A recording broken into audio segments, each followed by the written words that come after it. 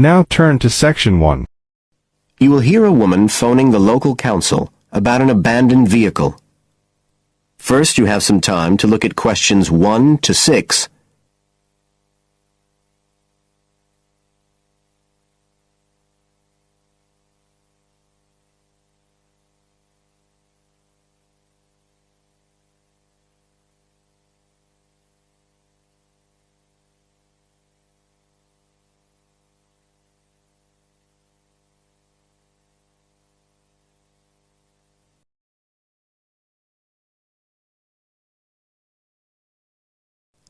Now we shall begin.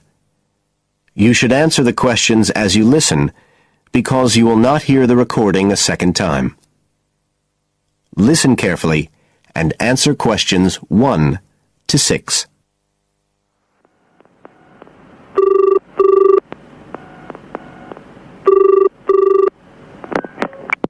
Environmental Health Department, Paul speaking. Oh, hello. I wanted to report a vehicle that's been left parked near where I live.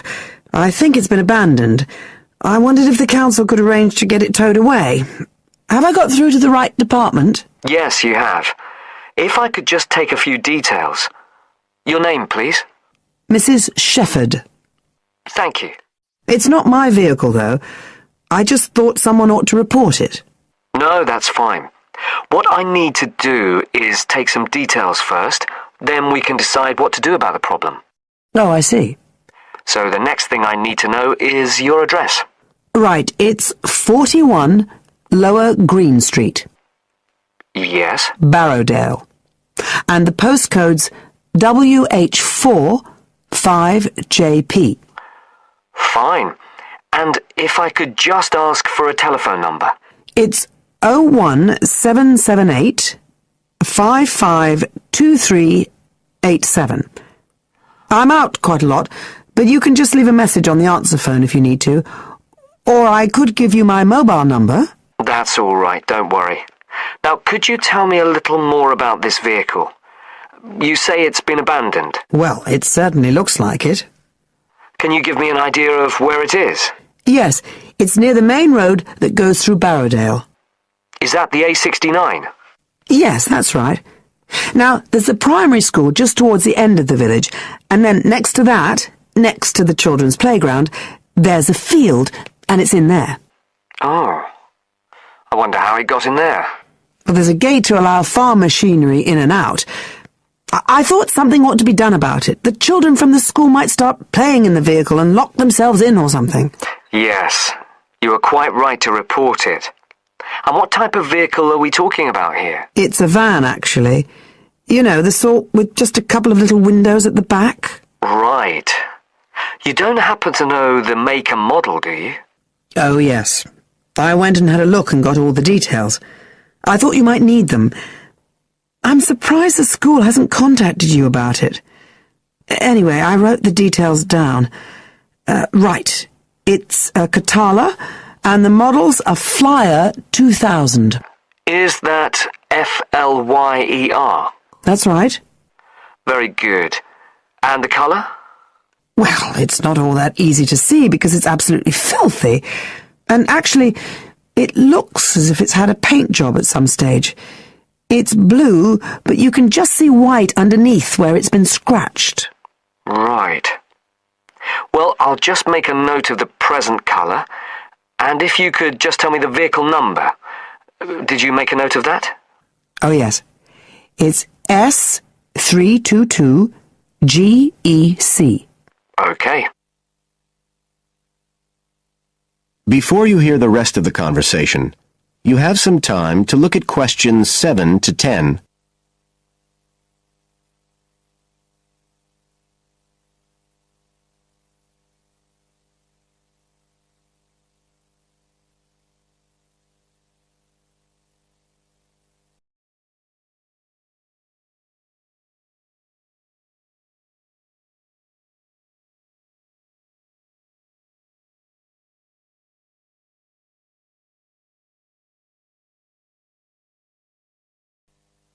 Now listen and answer questions 7 to 10. And it sounds as if the general condition of the vehicle isn't too good, from what you say. No, it's pretty poor. It wouldn't be drivable. It's got a flat tire and there's a crack in the windscreen. I reckon someone just wanted to get rid of it. That's usually the way. It's been there for nearly a week. No, it must be 8 days. I remember it was a Sunday morning when I noticed it. It wasn't there the day before. I walk past it most days on the way to the shops. I'd have thought the school would have reported it. Does the field actually belong to the school? No, it's part of Hill Farm Estate. Right. I'll just make a note of that. And I don't suppose you have any information about who might own the vehicle? No, I've no idea. So what will you do now? Well, we'll come and have a look and see if we can trace the owner. And if we can't, the vehicle will be removed as rapidly as the law permits. It could be anything up to 20 days. One thing I should say, I'm quite sure this doesn't belong to anyone round here. I'd definitely recognise it if it was from someone who lived here. So you don't think it was anyone local? Right. I'd say at a guess we're looking at a stolen vehicle here. I did wonder if it might have been. You hear such a lot about car thieves nowadays. Well, we certainly will be looking into that possibility. Anyway, thank you for contacting us, Mrs. Shefford, and we'll keep you informed of what happens. Right. Thank you very much. Goodbye. Goodbye. That is the end of Section 1. You now have half a minute to check your answers.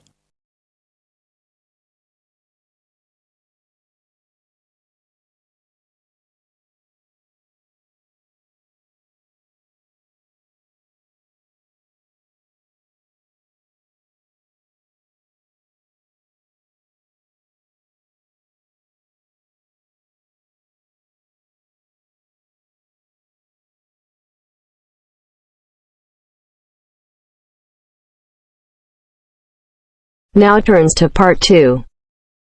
Part 2. You are going to hear a conversation between a student and a driving instructor. First, look at questions 11 to 14.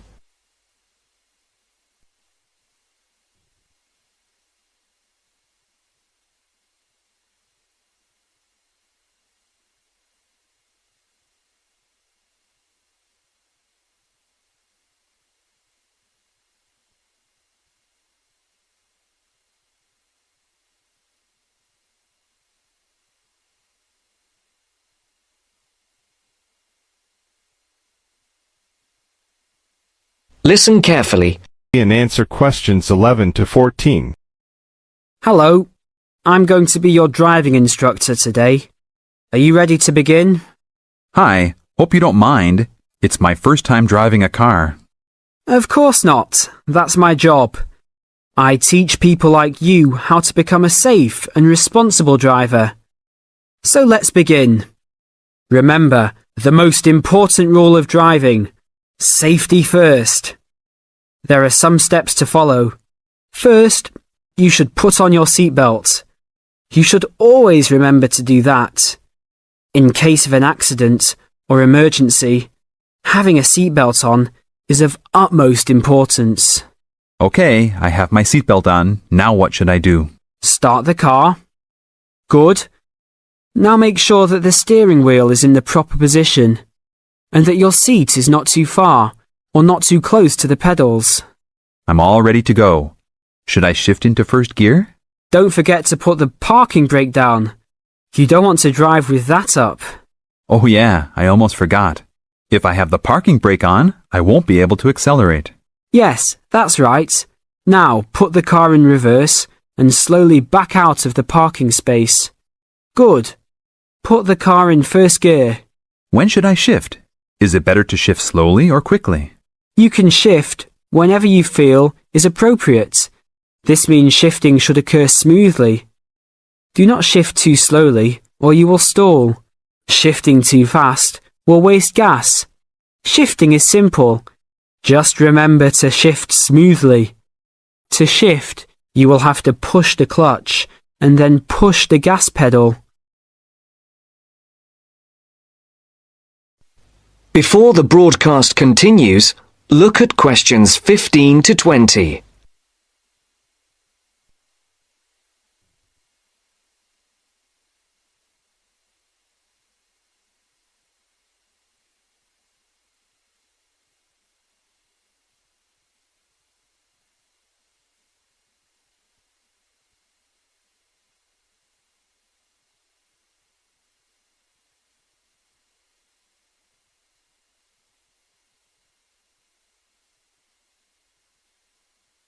You will now listen to the second part of the talk. And answer questions 15 to 20. Remember, smoothly is the key to good shifting. Like this? Yes, that's good. Now, keep it slow. Don't drive very fast just yet. Be sure to constantly check your mirrors for oncoming traffic. Always be aware of everything that is around you, including 3 important things. Remember these 3: people crossing the streets, other cars, and bicycles riding next to you. What should I do if I see a yellow light? Well, it's always better to brake instead of trying to run it. But if you're travelling at a speed where it's impossible to stop in time, then you should try to make it across the intersection. But remember, you should always try to stop. It's the safest way to avoid an accident. Even if I have to brake very suddenly? Yes, even if you have to brake suddenly. What about if a driver behind me is going a lot faster than I am? You should always be ready to move to a slower lane if a driver behind you is forcing you to go faster than you are comfortable with. Never try to speed up to accommodate a faster driver. You could risk an accident or a speeding ticket. It's better to let him go. That sounds like good advice. Be careful. There is a sharp turn up ahead. Remember to brake before turns. Otherwise, you might flip over if your speed is too high going into a turn. Got it. I know that I should always try to observe all traffic safety. That's right. If safety is not your first priority, it will make driving very dangerous for you and other drivers on the road. Okay, park the car here. You did a great job today for your first day. I'll see you in 3 days. Thanks so much. I will see you then.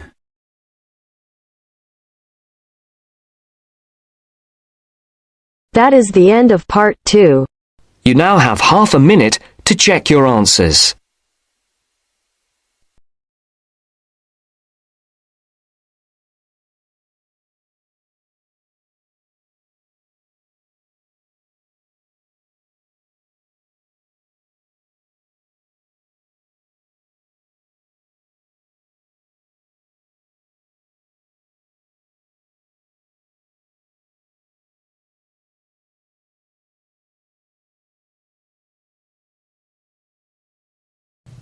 Section 3. You'll hear a tutor and a student discussing transport. First, you have some time to look at questions 21 to 25.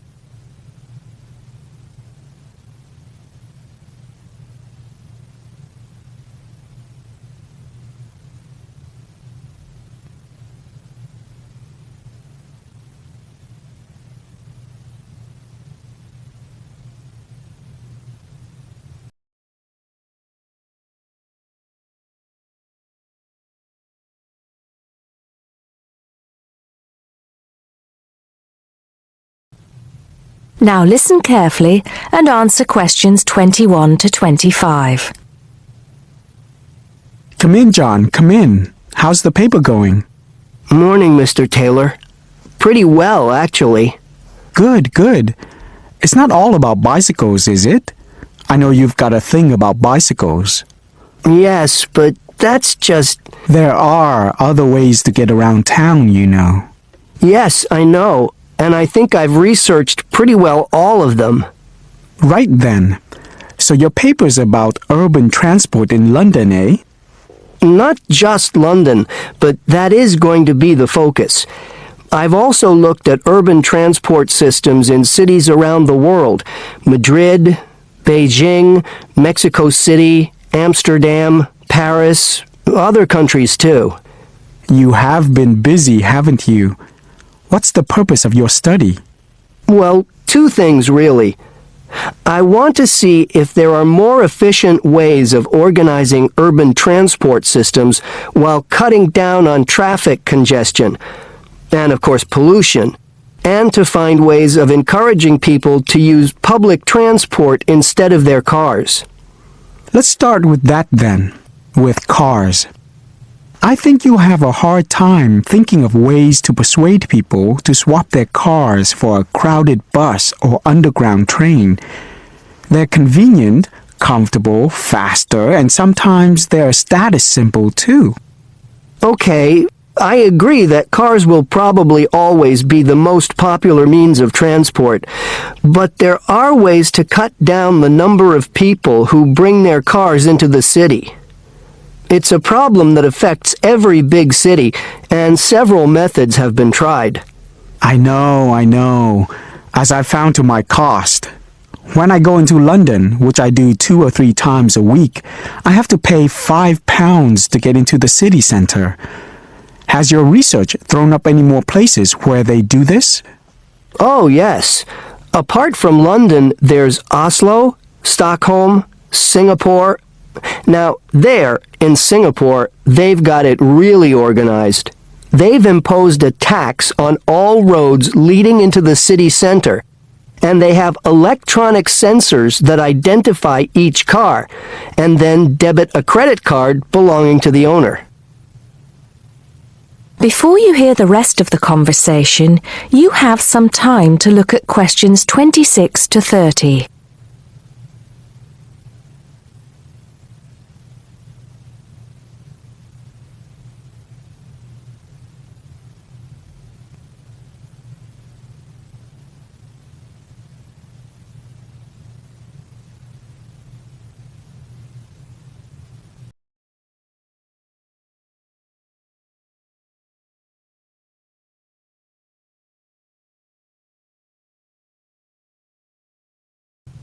Now listen and answer questions 26 to 30.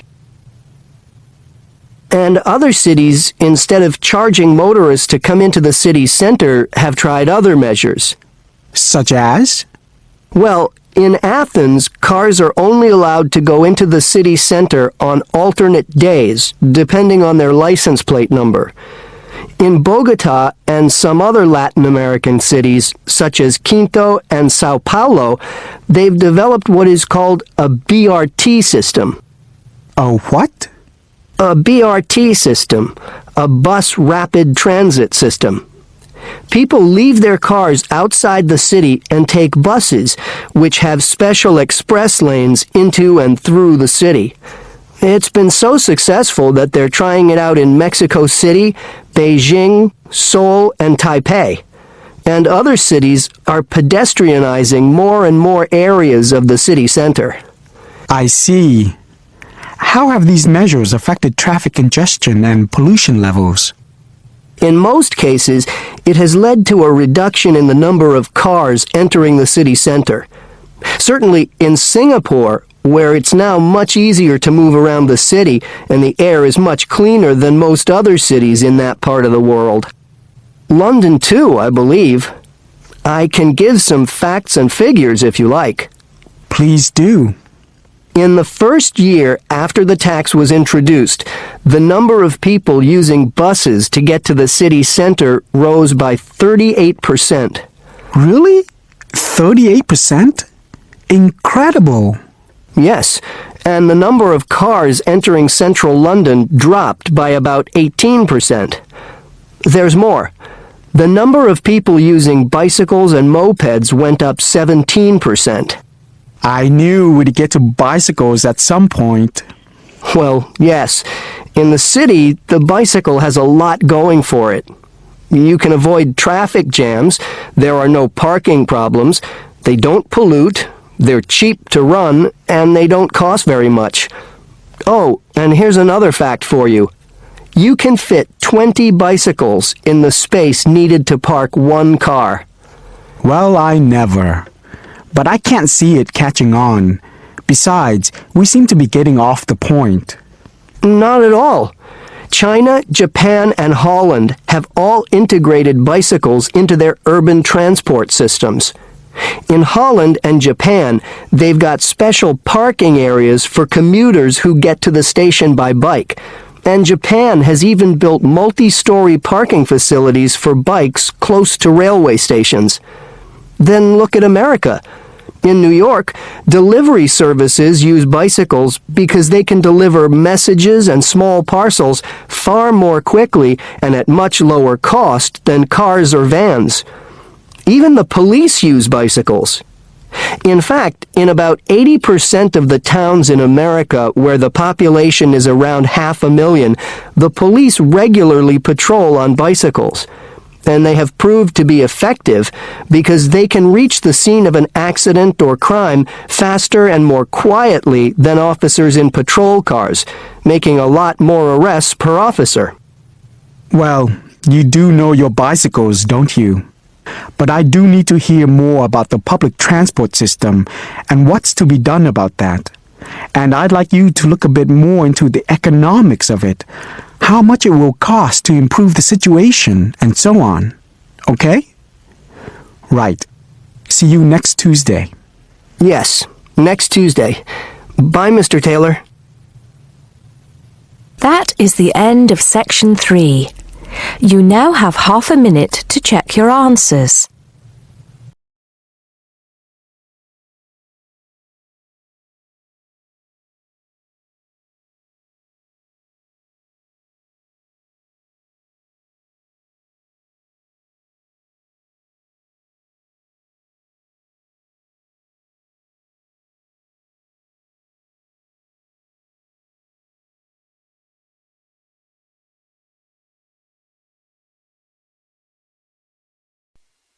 Now turns to Part 4. Part 4. You will hear part of a lecture on cities of the future. You now have 30 seconds to read questions 31 to 37.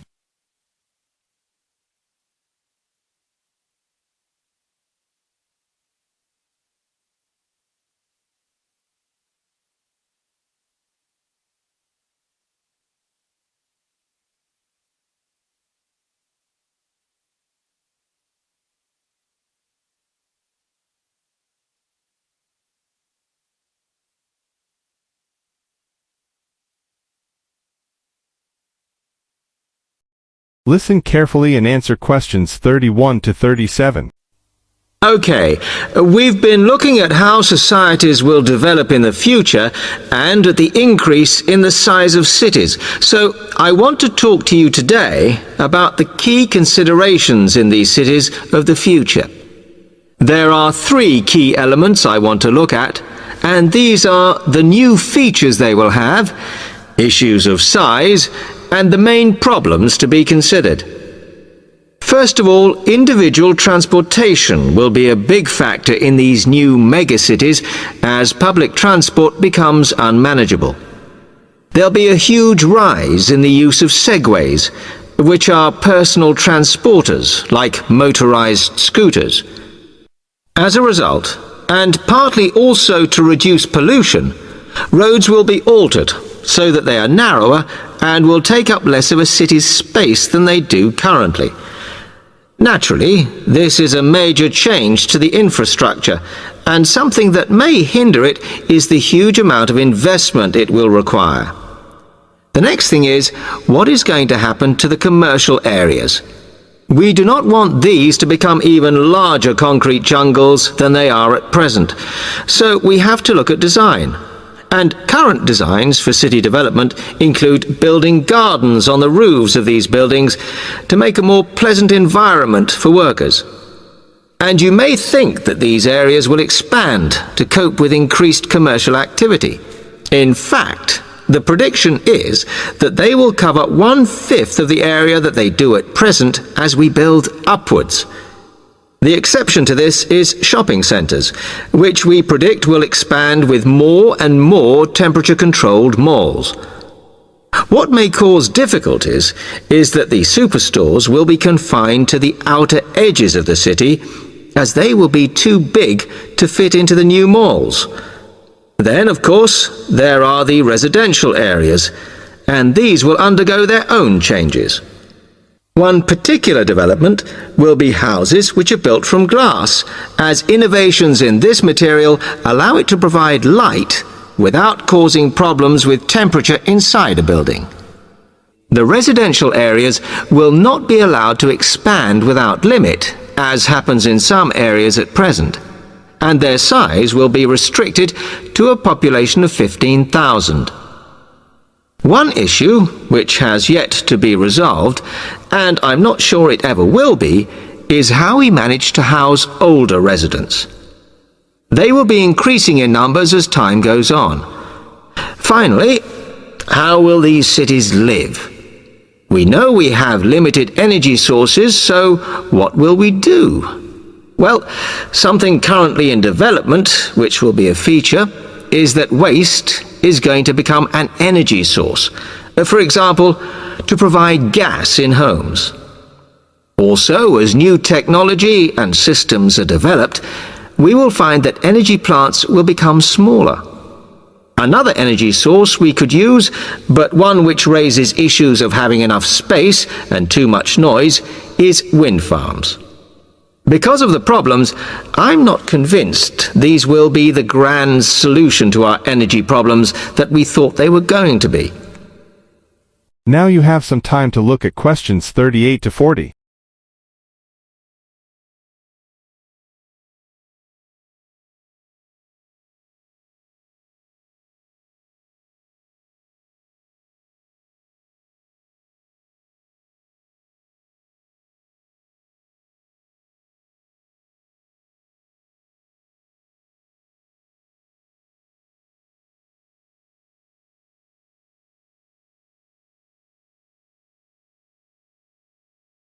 Now listen carefully and answer questions 38 to 40.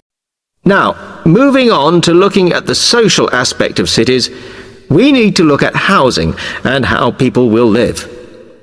Cities currently have flats in the centre, populated by single people and wealthier residents, and families tend to move to the outskirts. In the future, the centre of cities will see a dramatic change. We will see many more examples of cooperative buildings. This is where people join together to form a company that owns the building they live in. And despite continuing shortages, there will also be a rise in the provision of retirement homes in city centres, so that the elderly can have easy access to hospitals and shops. Recently, we have seen a levelling off in the growth of private housing, and I think that will not change. But we are likely to see more social housing, as far fewer people will be able to afford to own their own homes. Okay, now, if anybody has any... That is the end of section 4. You now have half a minute to check your answers.